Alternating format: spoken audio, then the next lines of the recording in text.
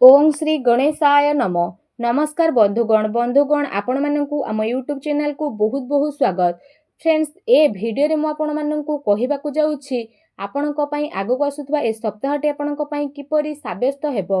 ए सप्ताह रे आपणक जीवन रे कोन बड़ परिवर्तन आसीबो ता सहित ए सप्ताह रे जदि विशेष भाव रे कहिबा साप्ताहिक स्थिति आपणक पई कोन रहिबो, केउ जिनिस रे आपणको फायदा मिलिबो, केउ सब जिनिस रे आपणको सावधानता अवलंबन करबाकू पड़िबो, आपणकर लव लाइफ किपरि रहिबो, क्यारियर स्थिति किपरि रहिबो, बिजनेस आउ व्यापार किपरि रहिबो, ता सहित स्वास्थ्यर किछि महत्वपूर्ण इन्फॉर्मेशन मध्ये आमे आपणको देबाकू जाउछु।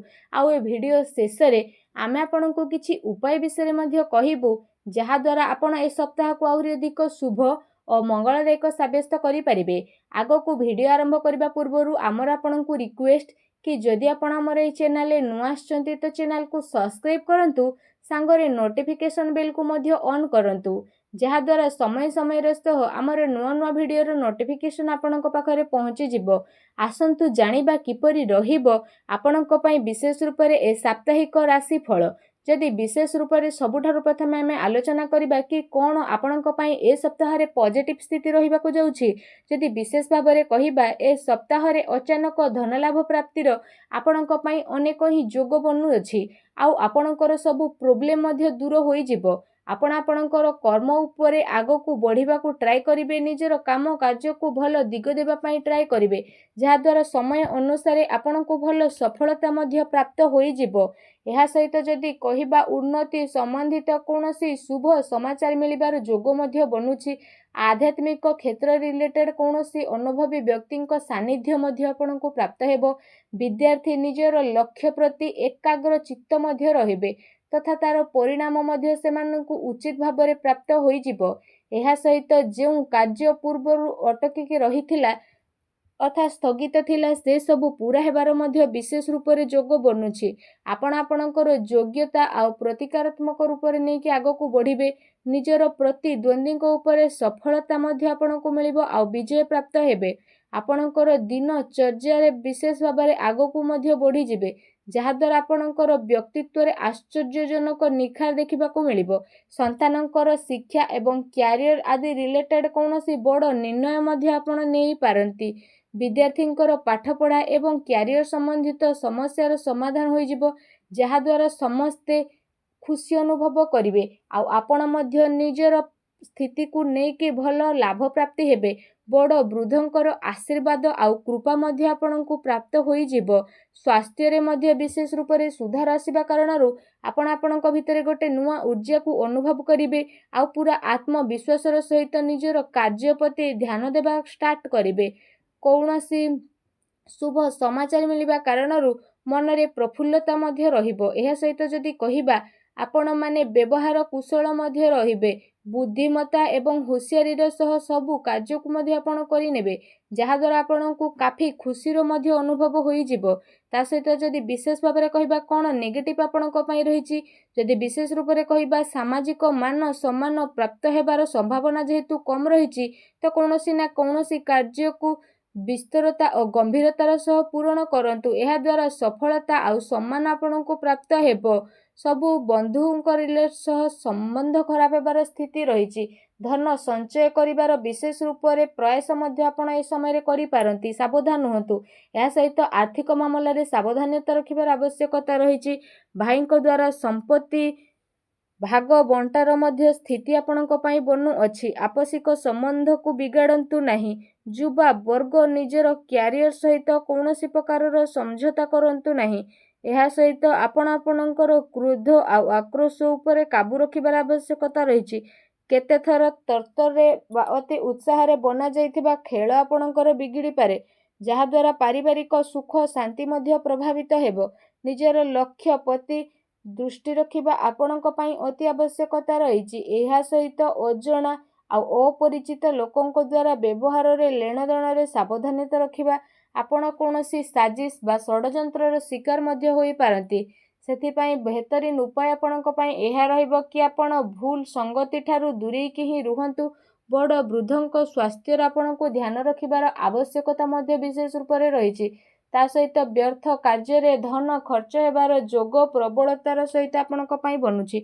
ଭୂମି ଏବଂ ବାହନକୁ ନେଇ କୌଣସି ବଡ଼ କାର୍ଯ୍ୟ ଆପଣଙ୍କୁ କରିବାକୁ ପଡ଼ିପାରେ।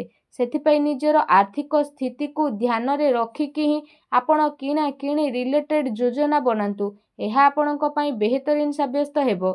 ଆସନ୍ତୁ ଜାଣିବା ଏ ସପ୍ତାହରେ ଆପଣଙ୍କର ଲଭ୍ ଲାଇଫ୍ ସ୍ଥିତି କିପରି ରହିବ। କି ଦାମ୍ପତ୍ୟ ଜୀବନକୁ ନେଇ ସ୍ଥିତି କାଫି ଭଲ ରହିବାକୁ ଯାଉଛି।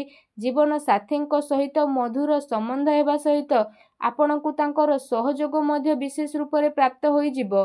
ଘର ପରିବାରର ସୁଖ ସୁବିଧା ପ୍ରତି ଆପଣଙ୍କର ପ୍ରାଥମିକତା ମଧ୍ୟ ବନିବ। ପତି ପତ୍ନୀଙ୍କ ଭିତରେ ସମ୍ବନ୍ଧ ମଧ୍ୟ ଭଲ ରହିବ।